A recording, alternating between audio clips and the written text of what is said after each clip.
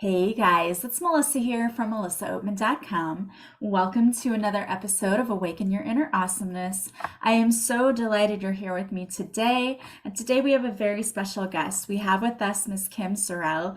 She has had quite a unique experience. She has spent the past few years of her life learning what love truly is, and she's helping others to experience that as well. After she lost tragically her husband to pancreatic cancer, she also suffered from a bout of breast cancer, and so it has actually changed her whole perspective in life. And she's here to tell us all about that and how she's working with people and helping them today. So thank you so much, Kim, for being here. Thank you so much for having me. I am so interested to hear your story because I just read a little blurb about you, and just from what I've read, you seem like you have a very tenacious spirit and you've been through so much. And I personally know what it's like to watch someone suffer from pancreatic cancer and then succumb to that horrible disease. So I know that's a very difficult thing. I really can't wait to hear your story. But before you tell us about all the things that have happened to you, just tell us a little bit about yourself. Who is Kim, and how did you sort of get to this place in your life where you took this journey of helping people? Well, helping people has always been part of who I am. I love service. I love to serve. I love to give. I love people in general. And so I love meeting new people and helping people any way that I can. I'm an entrepreneur. I've had businesses since high school. I started my first business right out of high school, married the man of my dreams, and had babies. Got 5 kids and 11 grandkids. And I run a nonprofit organization, and I've written a couple books. I speak. I'm a love coach, and I'm enjoying that. And you're absolutely right. My passion is to spread the word about what love really is. And so you've had kind of a rocky journey so far, but it seems like the turning point for you was having to watch your husband go through having pancreatic cancer and then what happened after that. So tell us a little bit about that. Sure. Yeah. I was diagnosed with breast cancer. And 4 months later, my husband was diagnosed with pancreatic cancer. And from the beginning, our prayer was heal him, like some miraculous, wonderful, incredible healing, or the ultimate. I believe in an afterlife, of course. And so the ultimate healing of heaven, but please don't let him suffer. That was our prayer. And 6 weeks in, he we were doing great, watching Cash Cab, having fun together, playing some gin rummy, whatever, just being home together. And then he woke up one morning and was in pain. And before that, his pain was really well controlled. And so didn't have these bad moments, a bad moment of pain. So I called the hospice nurse, and she was there very quickly and gave him some more morphine and to relieve his pain. And he was sitting on the edge of the bed, and I was holding him from behind because I didn't want him to fall off the bed. But laying down was hurting him. It was uncomfortable. And so he was sitting up, and he was just kind of rocking, and I could feel his pain. And the hospice nurse was on the phone in our bedroom, right, standing right there. And I'm like, do I call my kids? And she said, oh, no, no, no. He's got lots of time, lots of time. And I just didn't feel like that. And I said, are you sure? Because, oh, yeah, no, no, he's got lots of time. She's on the phone ordering a hospital bed and equipment, a commode, whatever she was ordering. And because I was feeling him so strongly, I whispered in his ear. I just said, baby, just go. And that was it. He never took another breath. And which was definitely merciful. You've seen your mom go through it. I mean, how bad it is and how bad it can be. And for him, that was the most merciful way, I think, for him to go. Even though the doctors thought he'd live a lot longer than 6 weeks because he was young and healthy and whatever, but I six feel weeks, like they just don't know. they I don't know. don't think they Right. know. Because they told my mom she had like 6 more weeks and she passed away a few days later. Oh, So wow. Yeah. I just don't Yeah. think they know. I think you're right. They don't know. And I mean, it's reasonable, right? They don't have a crystal Yeah. ball. Well, So and I think whatever probably it is. too, it helped giving your husband that permission to go. I mean, I really do feel like they listen when we give them that permission, and it sort of eases that burden of I need to stay here to take care of everyone else or to be here for everyone else. And it's a hard thing to do, but it's such a beautiful thing that you did that for him. Yeah, well, he was an incredible husband. We had a great marriage and he was just the greatest guy. And so it was easy for me to do anything for him because he did everything for me. He was wonderful. And you said you asked for a dream. I did because you hear about people having dreams after Yeah. Hmm. somebody goes, right? Like I wanted a dream. I'd had dreams before in my life that were significant. I had a dream that somebody died in this raft race that we had. And I woke up frantic trying to figure out who I knew that was going to be in the raft race so that I could warn them. And it ended up being my best friend's brother, and he passed away that day. But I've had dreams like that along the way. But I wanted a dream. I know that God can come to me in dreams, and so I wanted a dream. And so I finally got one. And I walked out of my bedroom, my dream. I walked out of my bedroom, and my husband and his dad, who died from pancreatic cancer 2 years, almost to the day before my husband did, were sitting in my family room. And they kind of had their hands in their head and their hands. And I walked out, I'm like, oh my gosh, it's so good to see you guys. What's going on? How are you? And my husband said, it's so hard to be here. And immediately I thought, the weight of the world, the weight of the world. Like there is a heaviness here that we don't recognize because we're Yeah. in it every day, right? And so I knew exactly what he was talking about. And that's why his hands were in his head. He was exhausted.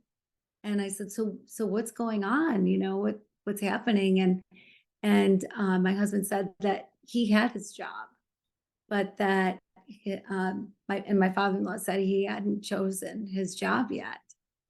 And I uh, think I think the afterlife is much like this life, that we'll have jobs, and it's just we won't have war, or sickness, of hopefully, whatever. Yeah. But so, and then my husband told me that he was working in this sacristy.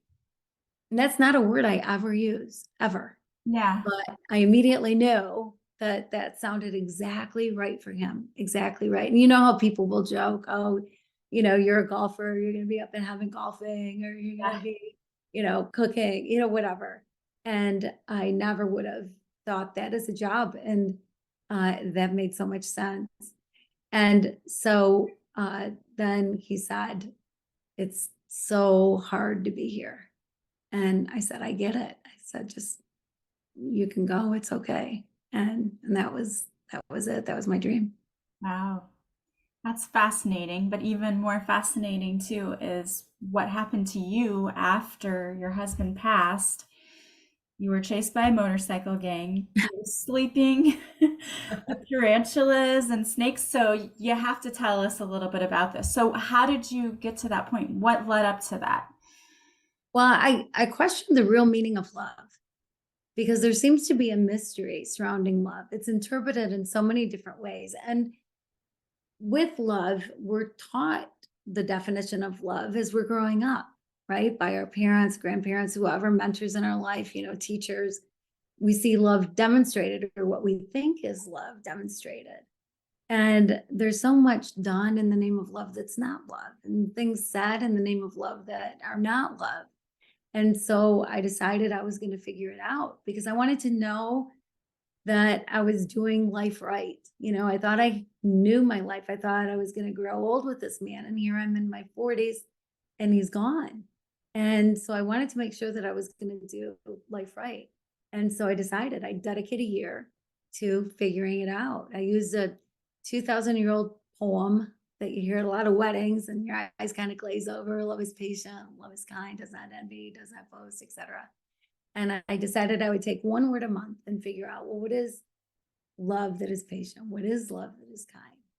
And I was in Haiti when I was working on it. That spent the majority of the year in Haiti. I spent a little bit of time in Venezuela, but mostly I was in Haiti, the poorest country in the Western Hemisphere. And so it's a whole different atmosphere than the comforts of home, so to speak. Yeah. And yes, crazy stuff happened. It's like I had to be knocked over the head with the answer. And so crazy stuff happened along the way.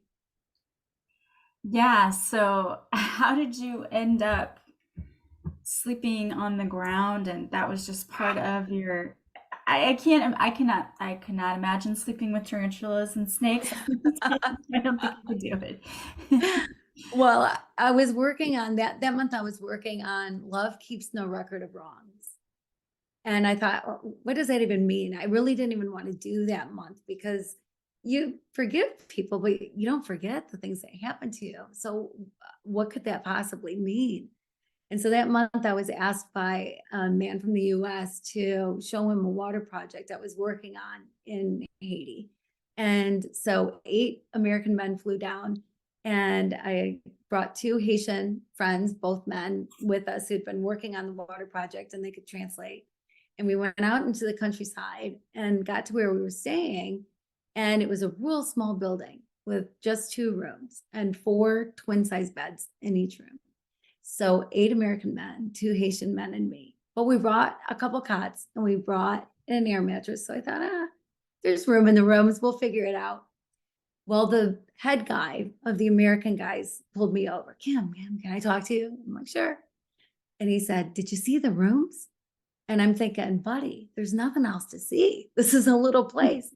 And then I thought, oh, he's asking me because he's going to think that I want my own room. So I'll say, well, it's okay. I'll sleep outside. And he'll say, oh, well, no, if anyone should sleep inside, it should be you. And I'll say, well, I don't care if there's other people in my room. And he'll say, good, because there's only so much space. So I said, well, it's okay. I'll sleep outside. And he said, oh, good, because we've got men on this trip that would not be comfortable with a woman in their room. And I thought, oh my word, what did I just That set wasn't myself supposed up to for? happen. I know. I was dumbfounded, but I said I was going to do it. And so I had to figure it out. And there was a piece of plywood that was held up by a couple wooden structures. I thought, well, if I put the air mattress under there, at least I won't get wet. But I was scared because there are tarantulas and there are snakes and chupacabras or whatever is lurking in the bushes. I don't even know. Yeah. And none of those things I like. And they could crawl on me at any time or whatever. And who knows what would happen. And so the first night I went to bed and the air mattress held air for about an hour. And then I was laying on gravel and it was really loud. Dogs were barking, horns were honking. Finally, that died down sometime after midnight, probably. And then, like 2 a.m., the voodoo drum started in the distance. And that lasted for a couple hours. And then finally, I was able to doze off and get some sleep. So, first night came and went, all was well. Second night, same thing. I'm on gravel, the dogs, the horns, the voodoo drums. Finally, I'm asleep. But I woke up because there was something on my leg. And I thought, oh my word, does Haiti have the anti-venom to whatever it is that is about to bite me? Or can I get airlifted to Miami before I lose a leg or whatever? So I didn't want to jerk and have it bite me immediately. You know, I wanted to see what was going on. So I slowly lifted my head and I slowly opened my eyes. And it was a chicken. There was a chicken on my leg. And I didn't know whether to be happy that it was a chicken and not something worse or mad because it woke me up from the little bit of sleep I was getting. So the third night, same thing, gravel, the noise, whatever, but nothing happened. Fourth night, same thing, gravel, the dogs, the horns, the voodoo drums. Finally, I'm asleep. And again, I woke up because again, there was something on my leg. And again, I was scared to death. And so I again slowly lifted my head and slowly opened my eyes. And again, it was the dang chicken. And again, I didn't know whether to be mad or happy. But that night, we had chicken for dinner. So the fifth night came and went without incident. All was well. And I got to say, at first I was mad. I was bitter. I thought, who do these guys think they are? I'm all about equality, but this isn't equality. This is, Kim, you're less than everybody else, and so I didn't get it. I thought, who treats people like this? I didn't understand it. And then I thought, bitterness only hurts me. They don't even know I'm mad. I offered to sleep outside. Like, how can I be mad at them? I mean, like, that's not right. Yeah. Then I thought, I've been working on love doesn't keep a record of wrongs. And it finally occurred to me then what it meant. And what it is, yeah, we don't forget the stuff that happens to us, but the narrative changes, the tone of the story changes. So instead of these rotten guys that did this rotten thing to me, it's kind of a funny story. And I could now sleep anywhere in the world and be perfectly comfortable. So it's the tone of the story, because we get to pick that. We get to choose the tone of the story. So bitterness goes away, and that resentment goes away, and just the narrative changes. Yeah. So true. And so when you are, because I know you're on this mission now to really teach people what love truly is, how are you doing that? So what, I know it's probably not just a simple one sentence thing, but how has your perspective maybe changed on what No, love is? yeah, my perspective changed a great deal. I realized that there are things we're taught about love that are not love for sure, and common myths about love. And one thing is that I think it's easy to think of love as an emotion or a feeling, and it's not. It's not. Fear is. You watch a scary movie, you go to bed, you hear every bump, every creak, everything, right? Because Yes. the fear. But you don't live in fear. You don't live in fear. Love, you live in. Love embodies you. Love is who you are. How you choose to love, how you choose to demonstrate who you are is up to you. But love is the embodiment of you. And it's not a feeling, not an emotion. But quite often we're taught that love is a two-way street. We hear that all the time, right? Love is a two-way street. It's not. Love is a one-way street. Love is on you, period. If I gave you money and you gave me a pair of jeans, that's a transaction. If I give you love to get love, that's a transaction. Love is not a transaction. Once you do anything in the name of love, expecting something in return, relying on something coming back to you in return, but that's not love. You're just doing something to get something. Love gives love, period. You have no control over what comes back to you. Love is special in that quite often love does come back to you.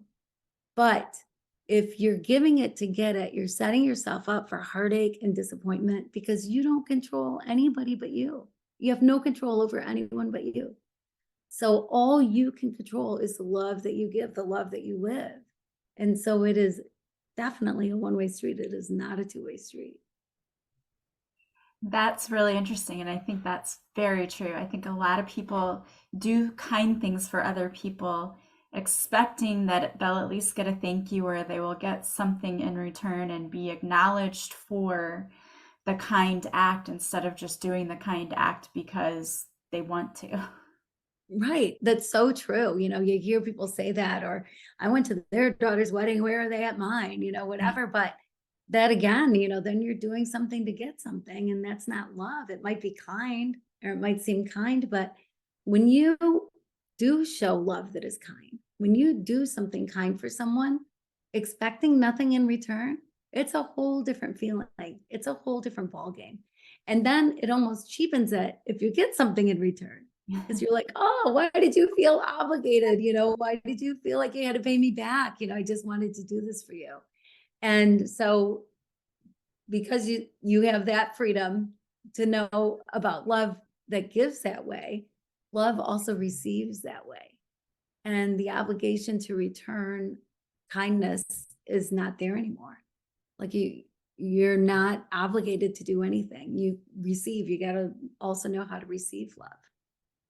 That's an interesting point. I think a lot of people don't know how to do that.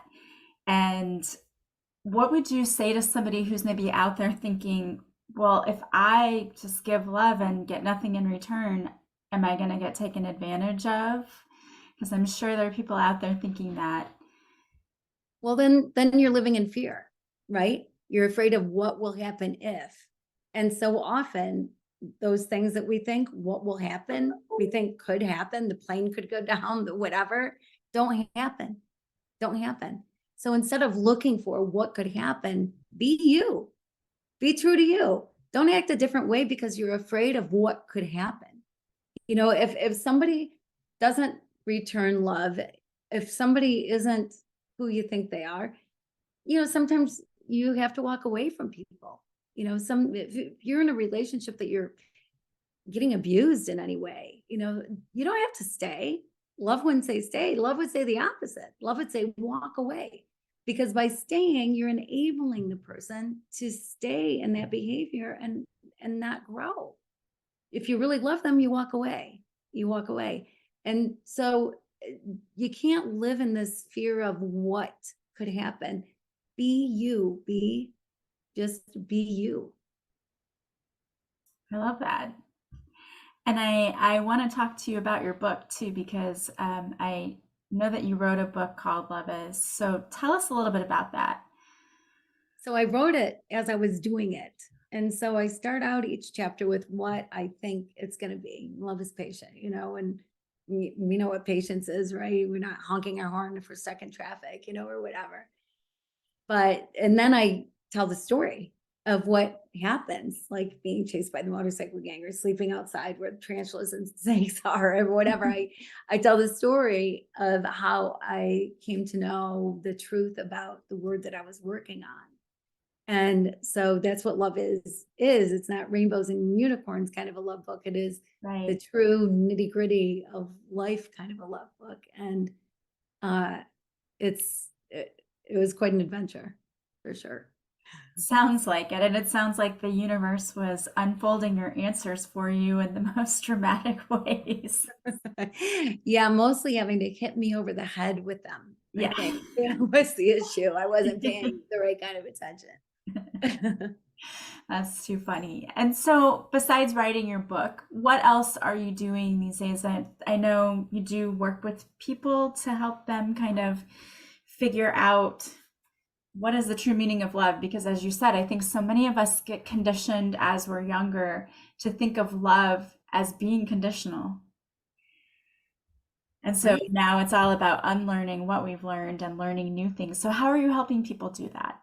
Well, I'm a love coach. And so I'm working with people in groups or working with people one-on-one, and amazing things are happening. Uh, it's amazing how just understanding what love really is, and then looking at your life and going, am I living that way? Am I loving that way? Am I really getting it? Look, because there's so many things, right? Like people will say, well, I love everybody, but those darn Democrats, or I love everybody, but those Republicans, well, then you don't love everybody. Yeah. There are things that we do that we think we're doing it, but maybe we're not really. And relationships change. Everything changes when you really understand the true meaning of love and then live it. Have you seen when you work with people, perhaps people who are in relationships that maybe were struggling a lot, who once they start really learning what love is all about, it completely shifts the relationship dynamic? Yeah, absolutely. Absolutely. The couples staying together. If you think about it, really one person can change a relationship. Quite often going back to expectation, right? And not expecting anything in return. Well, quite often we don't do the things in a relationship that we really should do because we're going, well, where are they? Where's their responsibility? Why aren't they stepping up? Right. But people don't control your happiness. The minute you let other people control your happiness, you're going to be sad, you're going to be miserable. Like, why live that? Choose your own happiness. You get to pick it. And so if it's you having to change, you having to be the one to make the relationship better, then why wouldn't you? You love that person, or at least you did when you said I do. Yeah. So figure out what it is that needs to bring you back there. Good advice. I love that. Tell us a little bit about your nonprofit too. It sounds like you're just doing so many amazing things, but I'd love to know more about that.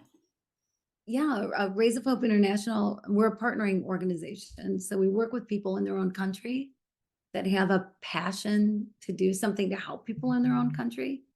And they already understand the language, they understand the true need, they understand the culture, but they just need someone to walk alongside. Maybe they need some funding for a building, or they need a business plan to make it all work, or a sustainability plan for sure. But it's hard to have schools without pencils, or a medical clinic without equipment. And so sometimes that's what it is they just need equipment. So that's what we do. We work with people in a few different countries and do what we can.